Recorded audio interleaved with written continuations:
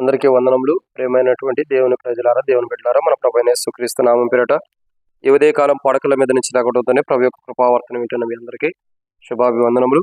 ఈరోజు మనం చూసినట్లయితే శుక్రవారము 20వ తారీఖు ఫిబ్రవరి నెల 2026వ సంవత్సరం. ఈ ఉదయకాలం పడకల మీద నుంచి లేకపోతేనే ప్రభు యొక్క కృపావర్తనం మనం విన్నారండి. దేవుని వాక్యాన్ని చూసినట్లయితే కీర్తనల గ్రంథము 94వ అధ్యాయం. కీర్తనల గ్రంథము 94వ అధ్యాయం 19వ వచనం. కీర్తనల గ్రంథం 94వ అధ్యాయం 19వ వచనం. నా అంతరంగమందు విచారం హెచ్చుగా, నీ గొప్ప ఆదరణ నా ప్రాణముకు నెమ్మది కలుగజేయును. సో ఇక్కడ దేవుని వాక్యాన్ని మనం చూసినట్లయితే నీ గొప్ప ఆదరణ నా ప్రాణమునకు నెమ్మది కలుగజేస్తుందని మరి ఇక్కడ కీర్తనకారుడు సెలవిస్తున్నటువంటి మాట మనం చూస్తున్నాం. నీ గొప్ప ఆదరణ నాకు నెమ్మది కలిగిస్తుంది అన్నమాట మనం చూస్తూ వస్తున్నాం. అయితే ఇక్కడ గమనించాల్సిన విషయం ఏంటంటే నీ గొప్ప ఆదరణ నాకు నెమ్మది కలిగిస్తుందంట. అసలు గొప్ప ఆదరణ ఎవరికి వస్తుంది అని అంటే ఇక్కడే పైన రాయబడుతూ వచ్చింది, నా అంతరంగం ముందు విచారములు హెచ్చుగా. ఎవరి అంతరంగంలో అయితే విచారములు హెచ్చుగా ఉన్నాయో వారికి దేవుని యొక్క గొప్ప ఆదరణ వారి ప్రాణముకు నెమ్మదిస్తారు. సో అసలు విచారము అంటే అర్థం ఏంటంటే, విచారము అంటే ఆందోళనతో కూడిన తలంపులు అంట. ఏదో జరిగిపోతుందన్న ఆందోళన, ఏదో అయిపోతుందన్నటువంటి ఆందోళన, ఇలాంటి ఆందోళనతో కూడినటువంటి తలంపులు కలిగిన వారికి ఇలాంటి తలంపులు పుట్టుతూ వస్తాయంట. ఇలాంటి ఆందోళనతో కూడినటువంటి విచారం అంటే ఆందోళనతో కూడినటువంటి తలంపులు ఎవరిలో అయితే పుట్టుతున్నాయో అలాంటి వారి గురించి రాయబడుతూ వచ్చింది, నీ గొప్ప ఆదరణ ప్రాణానికి నెమ్మదిస్తుంది. సో ఎవరిలో అయితే ఒక మాట చెప్పాలంటే ఆందోళనతో కూడిన తలంపులు పుడుతున్నాయో అలాంటి వారికి దేవుని యొక్క గొప్ప ఆదరణ వారి ప్రాణానికి నెమ్మదినిచ్చేది ఉంటుంది. బైబిల్లో కొందరు వ్యక్తులు విచారంతో వస్తున్నారు. అంటే ఆందోళనతో కూడిన తలంపులు కలిగి ఉంటారు. వారి జీవితాల్లో గొప్ప ఆందోళనతో కూడినటువంటి తలంపులు కలిగి ఉన్నప్పటికీ దేవుడు వారి జీవితాలకు ఎంతో క్షేమాన్ని మేలిచ్చిన వాడు ఉంటాడు. సో వారిలో మొదటి వ్యక్తిని మనం చూద్దాం. వారిలో మొదటి వ్యక్తి ఎవరు అని అంటే, రండి దేవుని వాక్యాన్ని చూసినట్టయితే ఇర్మియా గ్రంథం 31వ అధ్యాయం 13వ వచనం. ఇర్మియా గ్రంథము 31వ అధ్యాయము 13వ వచనం. ఇర్మియా గ్రంథం 31వ అధ్యాయం 13వ వచనం. ఇక్కడ మనం చూస్తూ వచ్చినట్లయితే ఇక్కడ రాయబడిన మాట, వారి దుఃఖమునకు ప్రతిగా సంతోషం ఇచ్చి వారిని ఆదరించేదను, విచారం కొట్టివేసి నేను వారికి ఆనందం కలుగజేతును. కనుక కన్యకులను, యవనులను, వృద్ధులను కూడి నాట్యమందు సంతోషించెదరు. ఇక్కడ మొదటి కోణాన్ని మనం చూస్తున్నాం. విచారము అంటే ఆందోళనతో కూడిన తలంపులు ఎవరికి ఉందంటే ఇశ్రాయేలు ప్రజలకి. యాకోబు యొక్క ప్రజలు అంటే ఇశ్రాయేల్ యొక్క ప్రజలకి ఎవరైతే ఉన్నారు, ఇశ్రాయేల్ ప్రజలకు ఎవరైతే ఉంటూ వస్తున్నారు వారిలో విచారం ఉంటుంది. ఇశ్రాయేల్ ప్రజల యొక్క జీవితంలో ఎంతో విచారం ఉంటున్నారు, ఎంతో విచారం ఉంటూ వస్తున్నారు, ఎంతో ఒక మాట చెప్పండి ఆందోళనతో కూడిన తలంపులు ఉంటూ వస్తున్నాయి. అలా ఇశ్రాయేల్ ప్రజల వలె ఆందోళనతో కూడిన తలంపులు కలిగినటువంటి మనకి దేవుడు గొప్ప ఆదరణ ఇచ్చి మన ప్రాణానికి నెమ్మది ఇవ్వాలనుకున్నాడు. ఇశ్రాయేల్ ప్రజలు చూడండి, నిర్గమకాండం 14వ అధ్యాయంలో చూసినట్టే ఎంత గొప్ప ఆందోళనతో ఉన్నారు. ఎంత గొప్ప ఆందోళన చూడండి. ఫరో సమీపిస్తున్నప్పుడు ప్రజలు ఎంత ఆందోళనతో ఉంటారు, ఎంత ఆందోళనతో ఉంటారంటే అంత విచారంలో ఉంటారు. చూడండి వారి జీవితాలు చూడగా, అయ్యో ఫరో వచ్చేస్తున్నాడు, మా పని అయిపోయింది, ఫరో వస్తున్నాడు, మేము చచ్చిపోతామని ఎంతో విచారం ఉంటూ వస్తున్నారు. ఈ ఉదయకాలం పడకలు మించి లేకుండా ప్రభు యొక్క కృపావర్తన ఏంటి, నా జీవితంలో శత్రువుని చూసి, మనుషులను చూసి ఎంత విచారంలో అంటే ఆందోళనతో కూడిన తలంపులు కలిగిన నన్ను ఇశ్రాయేల్ ప్రజల వల్లే ఉంటా, నన్ను కూడా దేవుడు తన గొప్ప ఆదరణతో ఆదరించి మన ప్రాణానికి నెమ్మది ఇవ్వాలనుకున్నాడు. ఆనాడు ఇశ్రాయేల్ ప్రజలకు ఎలాంటి నెమ్మది ఇచ్చాడు, ఫరో వారిని సమీపించుకోవడం చేసి ఎలాగైతే వారికి నెమ్మదినిచ్చాడు వారి ప్రాణాలకి, అలాంటి మన ప్రాణాలకి నెమ్మదిని ఇవ్వాలని యేసు ప్రభువు ఇష్టపడుతున్నాడు. ఇది మొదటి కోణం. ఇక రెండవ కోణాన్ని చూసినట్టే రండి. రెండో వ్యక్తి ఎవరు? మొదటిగా ఇశ్రాయేల్ ప్రజలు. ఇశ్రాయేల్ ప్రజలకి వాళ్ళు అనేకమైన విచారంలో ఉంటూ వచ్చినారు. ఆందోళనతో కూడిన తలంపులతో కలిగి ఉన్నప్పుడు దేవుడు వారిని ఆదరించి వారి ప్రాణాలకు నెమ్మది ఇచ్చాడు. రెండోదిగా చూసినట్టయితే రెండో వ్యక్తి ఎవరు? రండి కీర్తనల గ్రంథం 6వ అధ్యాయం 7వ వచనం. కీర్తనల గ్రంథం 6వ అధ్యాయం 7వ వచనం. కీర్తనల గ్రంథం 6వ అధ్యాయం 7వ వచనం. విచారం చేత నా కన్నులు గుంటలు పడుచున్నవి, నాకు బాధ కలిగించు వారి చేత అవి చివికి ఉన్నవి. సో ఇక్కడ మనం రెండో కోణం చూస్తున్నాం. ఎవరైనా దావీదు రాజు, ఒక రాజు లాంటి వాడికే విచారం అంట. దేవుని ప్రజలకు విచారం ఉంది, ఇశ్రాయేల్ ప్రజలకి. రాజు కూడా విచారం ఉంటూ వస్తుందంట. ఇక్కడ దావీదు రాజు ఏమంటాడు చూడండి, ఎంత గొప్పగా చెబుతాడంటే, దావీదు రాజు యొక్క అనుభవం, దావీదు రాజు యొక్క జీవితంలో చూడగా, దావీదు రాజు యొక్క అనుభవాన్ని మనం చూడగా ఏమన్నాడు? విచారం చేత నా కనులు క్షీణించిపోయి గుంటలు పడిపోతున్నాయి అంటే అంత విచారంలో దావీదు రాజు ఉంటూ వస్తున్నప్పటికీ తన కన్నులు క్షీణించిపోయి ఆందోళనతో కూడిన తలంపు తనలో పుట్టినప్పటికీ, విచారంతో తన కన్నులో గుంటలు పడిపోతున్నప్పటికీ దేవుడు తన ఇలా జాలి చూపిన వాడుకుంటాడు. ఏం చేశాడు? జాలి చూపుతున్నాడు. ప్రియుల దావీదు రాజు లాంటి వాడే విచారంగా ఉన్నప్పటికీ, తన కన్నులు గుంటలు పడిపోయేంత విచారంగా ఉన్నప్పటికీ దేవుడు తన దగ్గర తీసుకుని తన విచారాన్ని తొలగించి తనను ఆదరించి తన ప్రాణానికి నెమ్మది ఇచ్చిన వాడుకున్నాడు. ఇది రెండో వ్యక్తి. దావీదు యొక్క ప్రాణంలో నెమ్మది ఉంది. అందుకే దావీదు అంటాడు, లోకులందరూ పోవాల్సిన మార్గాన్ని నేను పోతున్నాను అంటే దేవుడు తనను ఆదరించి తన ప్రాణానికి నెమ్మది ఇచ్చాడు. ఇది రెండో కోణం. మూడో వ్యక్తి ఎవరు? రండి, నెహెమ్యా గ్రంథం 2వ అధ్యాయం.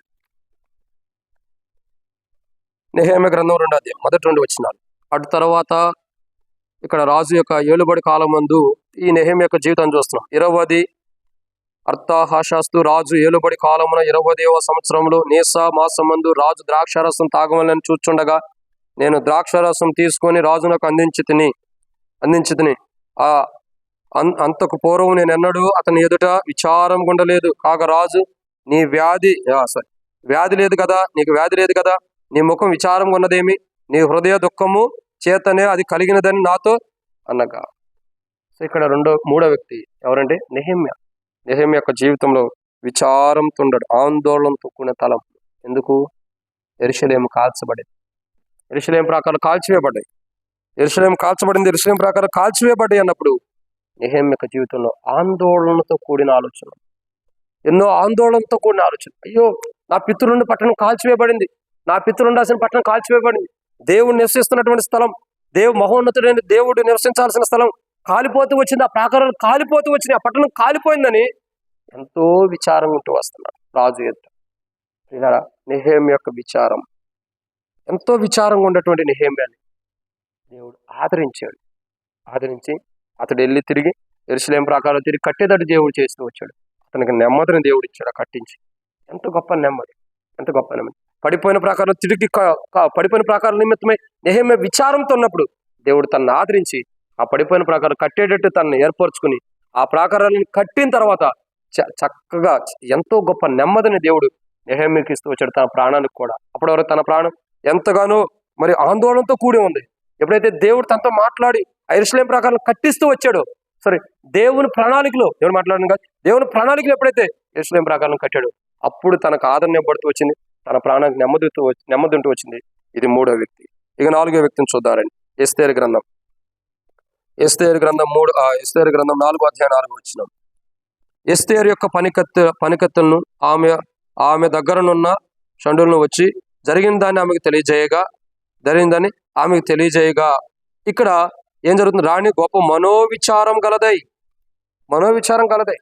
సో ఇక్కడ ఎవరు? ఎస్తేరు యొక్క జీవితాన్ని చూస్తున్నాం. ఎస్తేరు విచారం కలిగి ఉంటుంది, మనోవిచారం. ఎందుకు ఈ విచారం అంటే ప్రజల గురించి, యూదుల గురించి, దేవుని ప్రజలు జరుగుతున్న అన్యాయం గురించి, దేవుని ప్రజలు జరగబోతున్న నష్టం గురించి. ఇలా నష్టం జరగబోతుంది, మొర్దెకై ఇలాంటి దురాలోచన కలిగి ఉన్నాడు అన్నప్పుడు ఎంతగానో మరి ఆ యొక్క ఎస్తేరు ఏం చేస్తూ వస్తుంది? మనోవిచారం కలిగి ఎంతగానో ఆందోళనతో ఉంటూ వస్తుంది. లోపలే మానసికంగా ఎంతో ఆందోళనతో ఉంటూ వచ్చింది. అయ్యో, నా ప్రజలు నశించిపోతున్నారు, నేను బాగానున్నాను, నా ప్రజలకు కీడు జరగబోతుంది, నా ప్రజలకు నష్టం జరగబోతుందని ఎంతో లోపల విచారంతో ఉంది, ఆందోళనతో ఉంది. ఇలాంటి ఎస్తేరుకి ఆందోళనతో ఉండే ఎస్తేరుకి, తన ప్రజల విషయమే ఆందోళనతో ఉన్న ఎస్తేరుకి దేవుడు ఆదరించి తన ప్రజలకి నెమ్మదినిచ్చాడు, తన ప్రాణానికి నెమ్మదినిస్తూ వచ్చాడు. దేవుని ప్రజలైన వారు, యోధా వారు అందరూ కూడా దుష్టుడైన ఆమాను ఏదైతే పన్నాగం పని దేవుని ప్రజలైనటువంటి వారు కీడు చేయాలనుకున్నాడు, ఆ ప్రజలందరూ కూడా ఏ ప్రజలకైతే కీడు జరగాలో, ఏ ప్రజలైతే హామాను ద్వారా కీడు పొందుకోవాల్సిన వారు ఉంటూ వచ్చారు, ఆ ప్రజలే ఇప్పుడు క్షేమంగా ఉంటూ వచ్చారు. కారణం ఏంటి? దేవుడు ఆదరించాడు, ఎస్తేరును ఆదరించి ఎస్తేరు ప్రాణానికి నెమ్మదిని కలుగజేసి దేవుడు తన ప్రజలకి నెమ్మదినిచ్చిన వాడుకుంటాడు. విచారంతో ఉండే ఎస్తేరుని ఆదరించి నెమ్మదిచ్చాడు. ఇది నాలుగో విషయం. ఐదో వ్యక్తులు ఎవరు? రండి, లూకాసు వార్త 10వ అధ్యాయం 41 వచనం. లూకా సువార్త 10వ అధ్యాయం 41వ వచనం. లూకా సువార్త 10వ అధ్యాయం 41వ వచనం. అందుకు ప్రభు, మార్తా మార్తా, నీవు అనేకమైన పనుల గురించి విచారం కలిగి తొందరపడుచున్నావు, కానీ అవసరమైనది ఒకటే. సో ఇక్కడ మనం గమనించాల్సిన కోణం ఏంటంటే, మార్తా అనేకమైన పనుల విషయమే విచారం కలిగి ఉంది. అనేకమైన పనుల విషయాల్లో విచారం కలిగి ఉన్నప్పుడు ఆ మార్తాతో ప్రభు మాట్లాడుతున్నాడు, మార్తా, నువ్వు అనేకమైన పనుల విషయమే విచారం కలిగి ఉన్నప్పుడు ఇది కాదు, అవసరమైనది వేరేది, దాన్ని నువ్వు పొందుకో, దానికోసం ప్రయాసపడని దేవుడు మాట్లాడుతూ వస్తున్నాడు.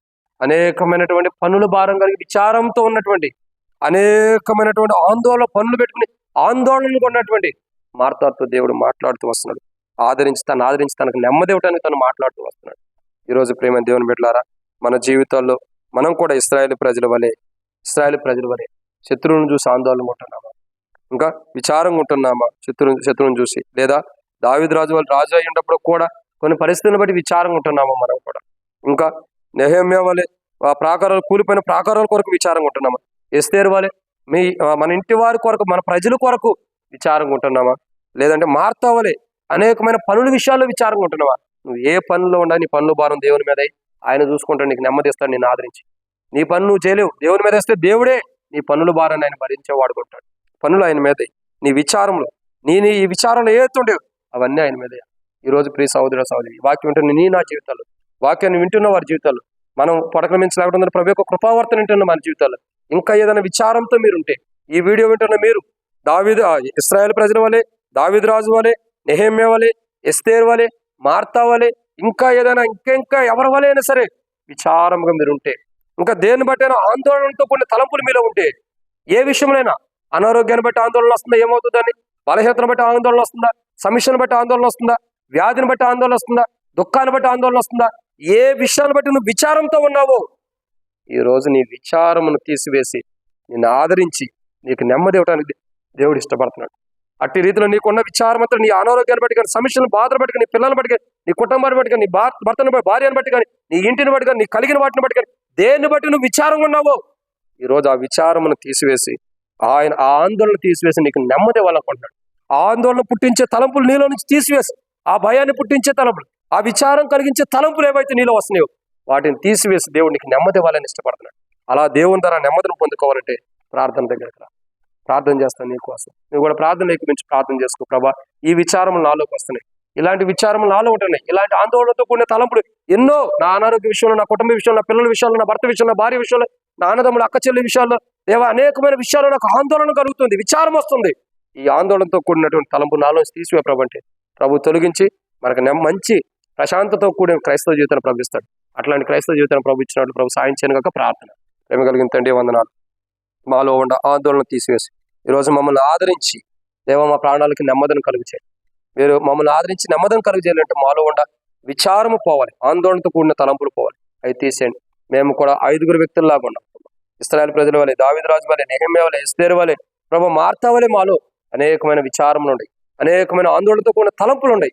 ఇవన్నీ తీసివేయి. ఈరోజు ఈ వీడియో వింటున్నవారు, ఈ వీడియో చూస్తున్నవారు, ఈ వాక్యం వింటున్నవారు ఎవరైతే ఉండారు, ఈ మాటలు వింటున్నవారు ఎవరైతే ఉండారు, దేనిని బట్టి అయితే వాళ్ళు విచారంతో ఉండాలి, దేనిని బట్టి అయితే వాళ్ళు ఆందోళనతో ఉంటారు, ఏ పరిస్థితి అయితే వారి కుటుంబంలో ఆందోళన కలుగు చేసిందో, విచారం కలుగు చేస్తుందో, ఆ ఆందోళనతో కలిగేటటువంటి ఆ యొక్క తలంపును కూడా తొలగించి, దేవ ఈ వీడియో చూస్తున్న వారు, ఈ వాక్యం వింటున్న వారికి, దేవ ఈ ప్రార్థనలు ఏకీపిస్తున్న వారికి, వారికొండ ఆందోళన నుంచి వారిని బయటకు తీసుకొచ్చి వారిని ప్రభా ఏదైతే విచారంతో కూడిన జీవితం వారిలోకి వస్తుందో, ఆ విచారంతో కూడిన జీవితం నుంచి వారిని బయటకు తీసుకొచ్చి ప్రభా వారిని ఆదరించి వారి ప్రాణాలకి నెమ్మదిని తెచ్చమని, ఈ వాక్యం వింటున్న వారు అందరి ప్రాణాలకి మీరు ఆదరించి నెమ్మదినిమ్మని, అట్లాగే మాకు కూడా ఆదరించి నెమ్మదినిమ్మని యేసు ప్రభు నామములో ప్రార్థిస్తున్నాను తండ్రి, ఆమేన్. ప్రియమైన దేవుని బిడ్డలారా, మన ప్రభువైన యేసు క్రీస్తు నామములో అందరికీ శుభాభివందనములు. Praise the lord.